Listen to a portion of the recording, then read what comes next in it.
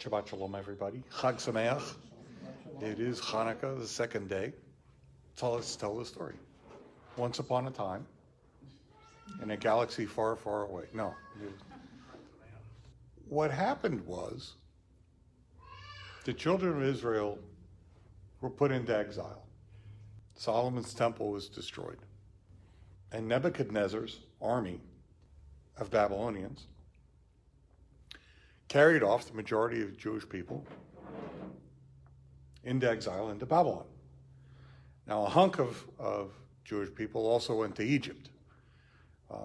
That was actually after the incident of Gedalia, which we'll talk about around Rosh Hashanah.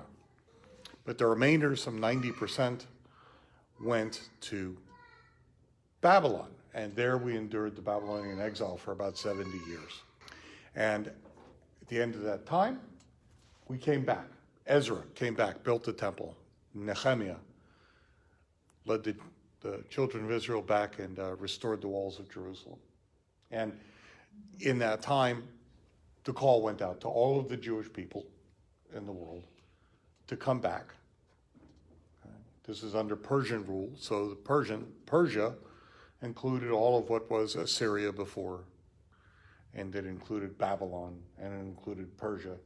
So basically, all of the Jewish people that were put into exile, not only under Nebuchadnezzar, but also from Sennacherib and the Assyrians from the northern kingdom of Israel. They were in Assyria. The call went out for everybody to come back. And some 20%, magic number, some 20% decided to come back. And Israel, as a nation, was restored in the land of the promise. Now, not too long after that, Alexander the Great began his conquest of the Western world. And he came to the gates of Jerusalem, and as was his practice, he was going to sack Jerusalem. And the high priest at the time, a very wise and well-mannered man, known as Shimon HaTzadik, Simon the Just, went out to meet him and negotiated a truce where Jerusalem would surrender to Alexander the Great, and in turn would pay Alexander and Greece a tribute every year. And we would start a new calendar based on Alexander's coming to Israel. We called it Minyan Shtarot. And would also name all of our children, our sons born for 1 year, they're all going to be named Alexander. Everybody would be confused, I guess, except the George Foreman household. But we did these things. And so Israel became a province of the Greek Empire. History doesn't end, right? So continued on from there. And as Rabbi Bernstein would say, there was a new bully on the block. The new bully was Rome. But between the time of the Greek Empire and the Romans really taking over was a fascinating time in Jewish history. And this is the time of Hanukkah. And it's also the time of the Zugot, the pairs of sages that established the oral law in all of Judaism. It's Hanukkah, so we're going to deal with Hanukkah and what happened during Hanukkah and with this whole period of time. Okay, so Alexander the Great died, and he did not do sufficient estate planning. And so his nephews actually divided up the Greek Empire. And his nephew Ptolemy took Egypt, and Seleucus took Syria. And of course, the border between the two ran right through Israel. So the two nephews didn't necessarily like each other, and of course were battling for political power, and this meant military. So there was a border war between Ptolemy and Seleucus right from the get-go. Now, Israel, Jerusalem specifically, was under the control of Ptolemy. We say Ptolemy, but it's spelled with a P. That's why I'm. So, and Ptolemy, in his wisdom, basically said to the Jewish people, do good, bring in your crops, pay your taxes, and you can be Jewish all you want to. And the Jewish people thrived under Ptolemy.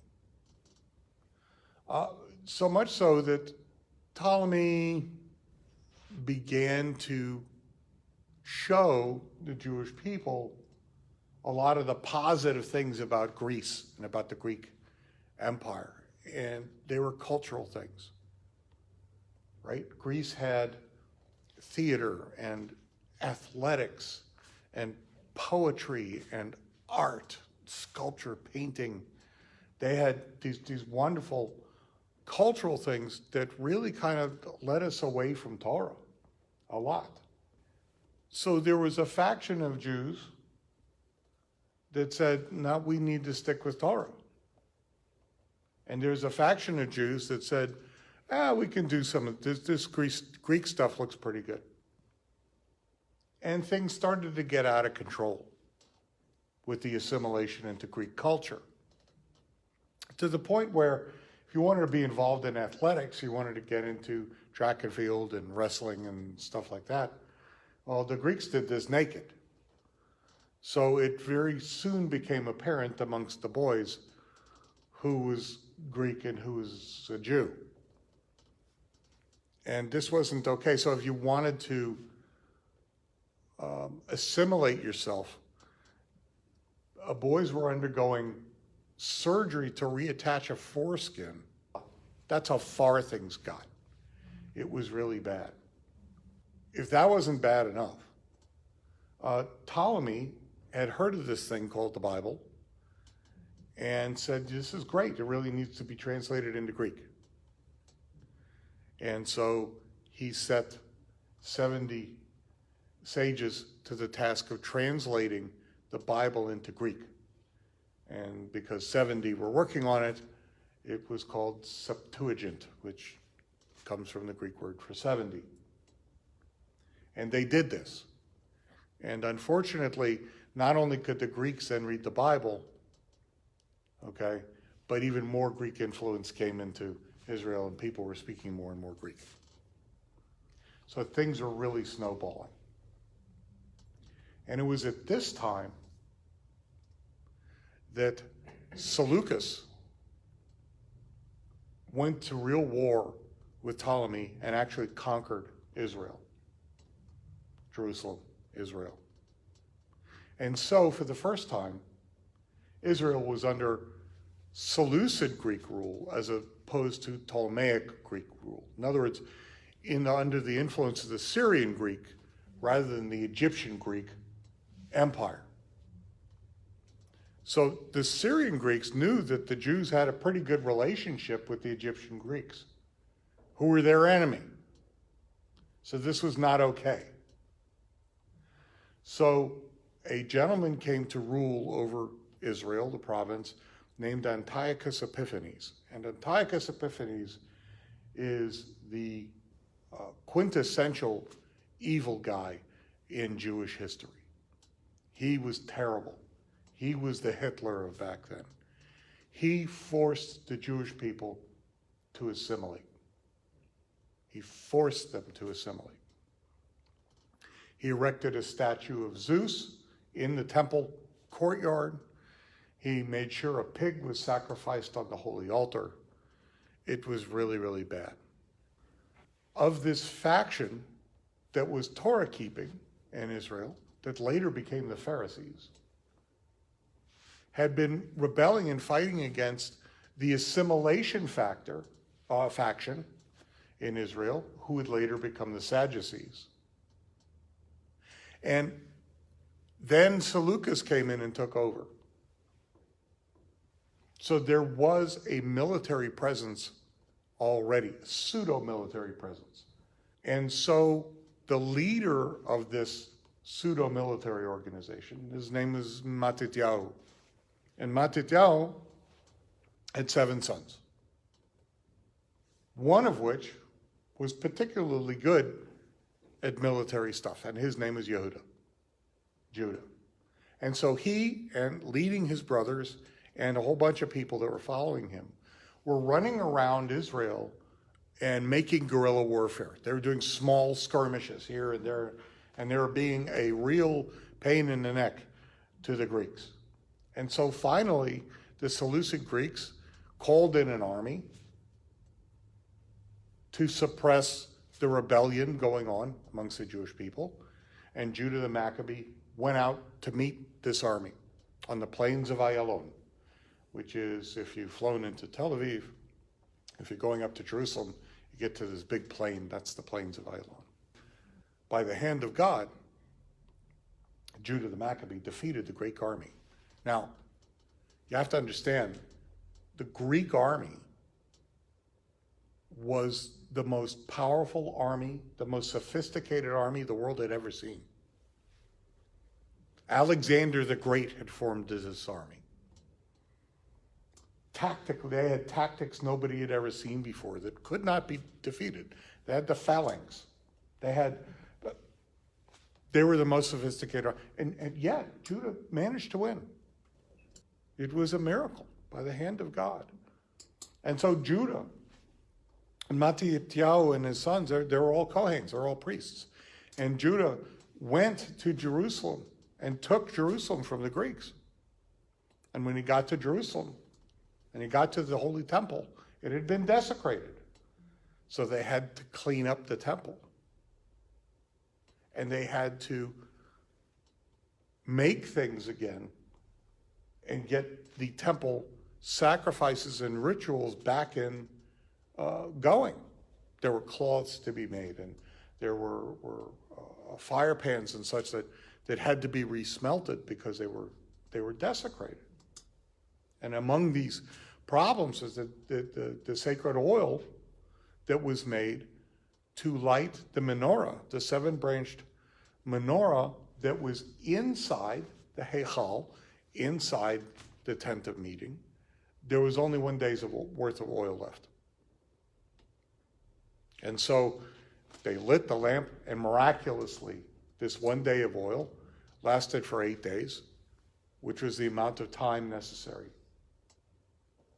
to make new oil. And that's not the only thing about the 8 days. Okay? The temple had been desecrated, and the Jewish people had really missed Sukkot. And so they said, we couldn't do Sukkot this year because the temple was defiled. So we can't do Sukkot when it's not Sukkot, but we can remember Sukkot with a new festival. And so this festival, beginning on the 25th day of the month of Kislev, was known as Hanukkah, the dedication. And it was done in memory of the festival of Sukkot. Now, the history doesn't stop there. Now, that's Hanukkah, but the history continues. So, Judah the Maccabee, Yehuda HaMaccavi, Judah the Hammer, the military guy, right? His army continued to have skirmishes with the Seleucid Greek army further north in the Galilee and around in this area. And it got to be such a thorn in the side of the Seleucid Greeks, they again gathered an army to come in and attack and destroy Israel. So this army came in under a general whose name was Holofernes. Holofernes came in with this massive army and surrounded a town called Betulia. And the people in Betulia, now half of them were assimilationists, and the other half were Torah observant. And the ones that were assimilationists, you know what, let's just surrender, and we can go and become Greek and just do the Greek thing, and that's okay. And the ones that were following Torah were saying, no, we don't want to do that, but we can't withstand this army. They're going to get, if our choice is kill us all or become Greek, so maybe we become Greek. There was a beautiful young lady whose name was Yehudit. And she stood up and said, no, we're not going to do that.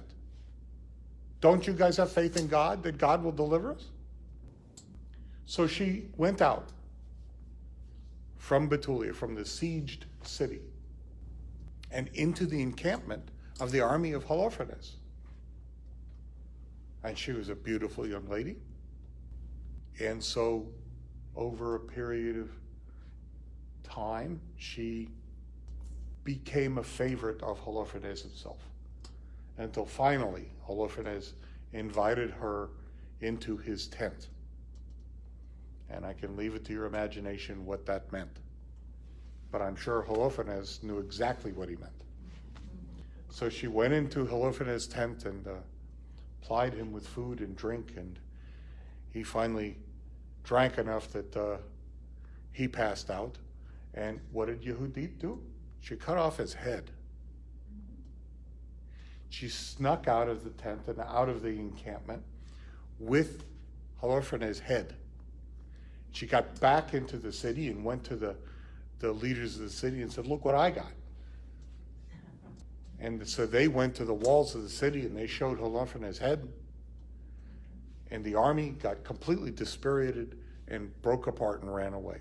And the Jewish people were saved. And the Seleucid Greeks did not go in and attack or even try to conquer Israel, because they were stopped in the city of Betulia. Now, this is all recorded in a book called the Book of Yehudit, the Book of Judith, which is not in the Bible. It is amongst the books of the Apocrypha, okay, which were included in the Bible until the time of John Calvin. John Calvin in particular, and Martin Buber went along with it.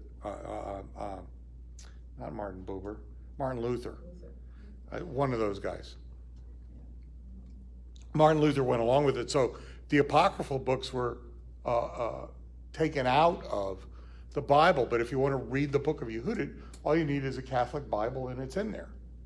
And the book is divided into two parts, one sort of explaining the situation, and then the last half of the book is about Yehudit and how she beheads Holofernes and saves the Jewish people.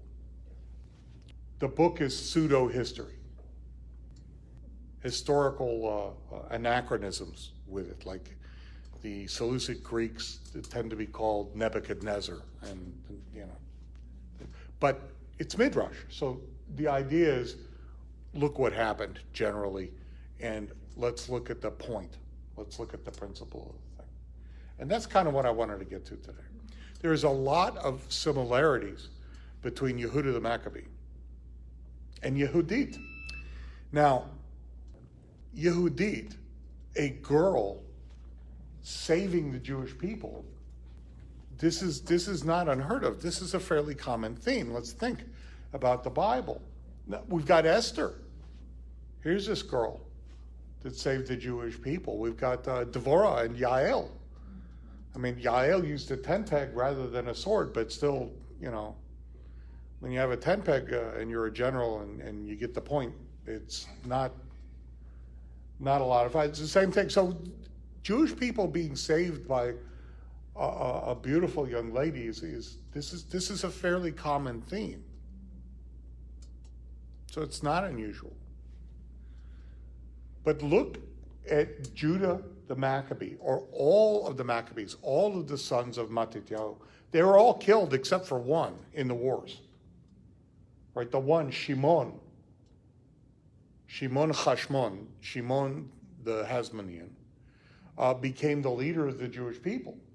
He would not accept the kingship. He was offered the kingship. He was too wise and pious for that. He knew that the priest, he's a priest, should not be the king unless it's the Messiah. So he wouldn't do that. He said, but he was a de facto ruler.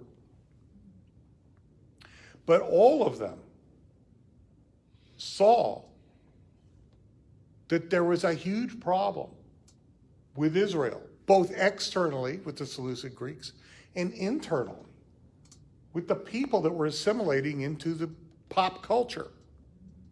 They were engaging in pop culture. And so what did the sons of Mattityahu do? They fought against it. They didn't just sit there. They fought against it. They prayed. But was that all they did? No. They went and fought against it. They got up off of their rear ends and they went and fought against it. Did they pray to Hashem? Absolutely they did. But they didn't pray to Hashem to do it for them. They had more faith than that. They had more faith than that. They went out and they engaged in battle, in physical battle, so that the words of Hashem would come true. Okay? And look at Yehudit. Did Yehudit pray? Of course she prayed. She was Torah observant. She saw something that needed to be done. And at great risk, with great courage, she went out and single-handedly saved Israel by cutting off the head of the general. In both of these cases, not only were the enemy, the Seleucid Greeks, fighting against Judah the Maccabee, was not only fighting the Seleucid Greeks, there were factions of the Jewish people, large factions of the Jewish people, denouncing them, fighting against them. And look at Yehudit. It's like she was the only one in the whole city. There were a whole bunch who were saying, yeah, let's become Greek. And the others were like, well, we have no choice, we should become Greek. And nobody was supporting her, nobody. And she went out and she did it anyway, against great odds, and proved to be the salvation of the Jewish people at that time. Now think about it this way. If Judah the Maccabee didn't do what he did,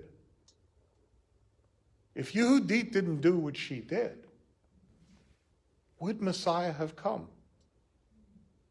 Would Messiah Yeshua have come? And the answer is, not when he did. This is the important thing to understand.